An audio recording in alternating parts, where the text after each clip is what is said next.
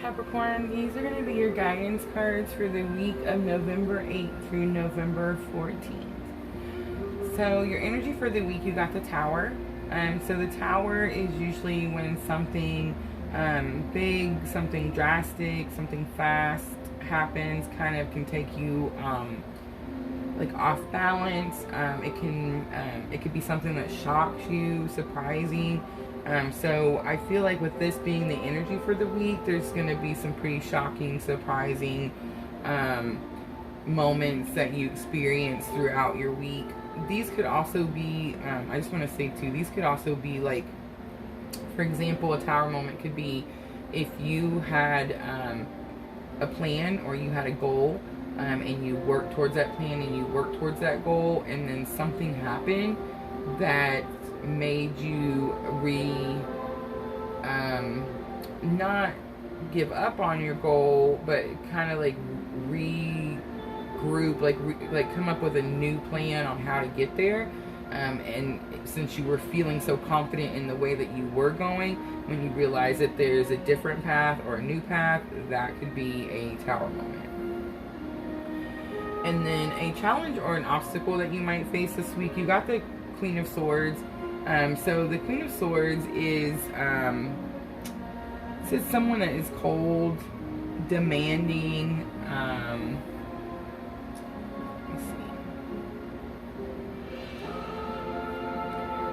see. So it says, okay, so the Queen of Swords is someone who's normally unbiased, like not judgmental, has really clear boundaries, communicates really directly. But I feel because it's in the challenge and obstacle, it's someone who doesn't, who is judgmental, like who doesn't communicate well. It says they could be overly emotional, easily influenced, does say bitchy, does say cold-hearted. So this could be a person that you're experiencing this week that's giving you some sort of challenge or obstacle.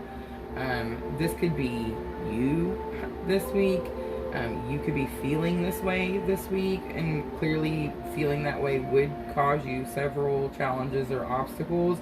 But I feel like as it's with this Tower moment, something's clearly happening that's shaking the foundation, and I feel like this she's sitting on a heavy foundation. So whoever this person is, it's something that's been here before. Like it's been around for a minute. Maybe like something like you need to let go of. And then your lesson already learned, or like something that you have in your life that can help you with this situation. You got the Empress.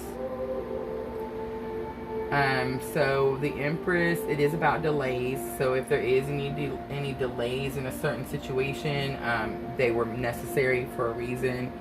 But the Empress is about someone who is independent, someone who is very just on her own. She has her things, she's content, she has abundance in her life, she doesn't have needs. And I want to say too, I recently learned that the Empress card, her crown, if you look at her crown, the crown is supposed to represent like her understanding or her connection to like all our astrological signs, all the planets and that kind of thing. So I thought that was pretty interesting. But I feel like the Empress is a person clearly that can help you with this challenge or obstacle this week. And then your outcome for the week, you got the Seven of Cups. The Seven of Cups is all about choices. The Seven of Cups is about looking at those choices clearly, seeing them clearly. If you notice, like it looks like most of the cups have like gold and riches and jewelry, but it's like there's a dragon, there's a snake. I mean, there's you just the clouds kind of fog it over, and it's hard to see, hard to make a decision. But I feel like this being as your outcome, it's saying that you'll have these options, and you'll see these options for what they are. And then, of course, the Seven of Cups is also money improvement.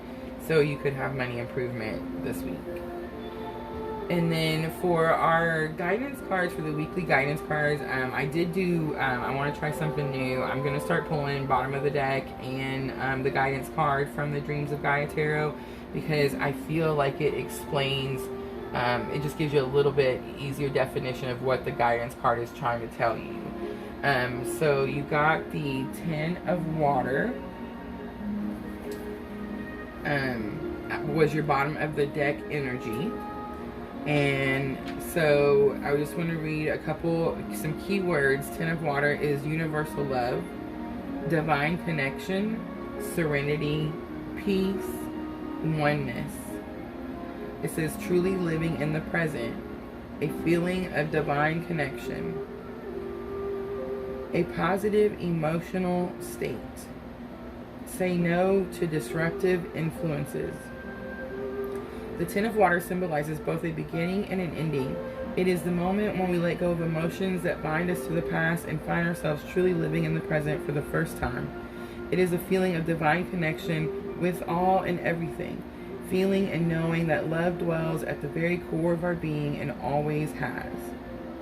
It symbolizes a period of time when we can move through life with a sense of serenity, ease, and fluidity, even when surrounded by turmoil or conflict.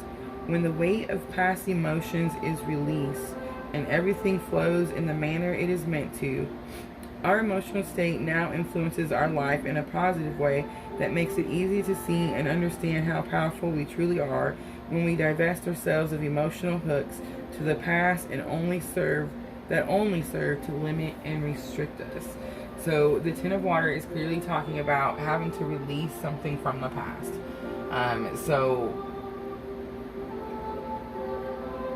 Yeah, there's clearly something that needs to be let go.